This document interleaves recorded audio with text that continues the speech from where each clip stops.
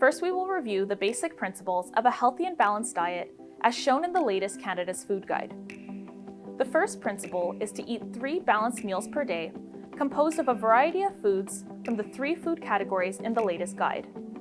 You could use the plate model to be inspired to help build your balanced meals. Aim to have all of the food categories represented on your plate.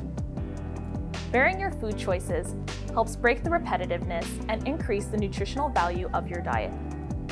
Variety also produces different textures, colors, and tastes, and helps you discover new foods. Vegetables and fruit are at the base of healthy eating. Here are some tips to get the most benefits for your health. Eat plenty of vegetables. Vegetables are very nutritious and contain few carbohydrates. They should be eaten in larger quantities than fruits for people with diabetes, since vegetables have fewer carbohydrates in them. Eat fruits every day. Fruits are nutritious, however they do contain more carbohydrates than vegetables. This is why we recommend to have 3 servings of fruits per day and to spread them among your meals and snacks. Have a variety of fruits and vegetables in both type and color. Eat whole fruits and vegetables rather than juice. And don't hesitate to include frozen fruits and vegetables in your menu since they are practical and just as nutritious as fresh ones.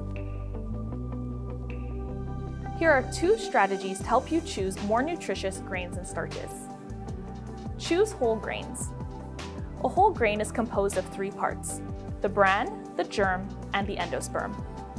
When a grain is refined, the 2 most nutritious parts, the bran and the germ, are removed. The endosperm, that contains mostly starches, is the only part that remains in a processed grain product. Pearl barley, quinoa, brown rice, spelt, oats, rye, whole wheat, millet, and buckwheat are examples of whole grains. Opt for unprocessed foods more often. They often have shorter ingredient lists and contain little or no added salt, sugar, fat, or food additives. Next, we will look at processed and unprocessed foods using some practical examples. In this example, we have whole wheat pasta. A quick glance at the ingredient list tells us that the whole wheat penne is a minimally processed food. Its ingredient list contains only 1 ingredient. The second product is a processed food and has a longer ingredient list that contains added fat, salt, and sugars. Whole wheat penne has to be cooked before being served. However, this option lets you control the quantity and quality of the ingredients you wish to add. Here is another example. Let's have a look at the ingredient list for these 2 products. You might be surprised to see that the processed item, flavored rice, contains added sugar. By choosing the unprocessed item, brown rice, you won't be consuming these added carbohydrates. For the last example, we have 2 oat-based products. With a quick glance at the ingredient list, you should be able to spot the unprocessed food. Although made from whole grains, the apple and cinnamon oatmeal contains added salt and sugar. An alternative option would be to choose quick oats and to add your favorite ingredients. Protein foods include animal-based, marine-based, and plant-based foods. For heart health, these tips can help. Have plant-based foods more often.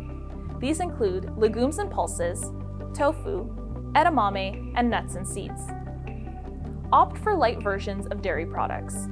For milk, yogurt, and kefir, choose those with 2% milk fat or less. For everyday cheeses, choose those with 20% milk fat or less. To avoid mistaking your thirst for hunger, be sure to stay hydrated. Make water your daily drink of choice and drink regularly to quench your thirst. Drink water throughout the day to stay hydrated.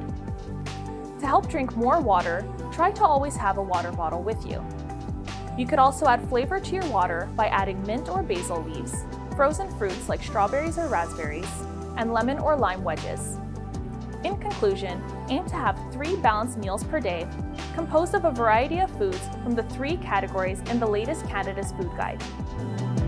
This course has been made possible with the financial support of Hush Diabetes Care, a division of Hoffmann-La Roche Limited.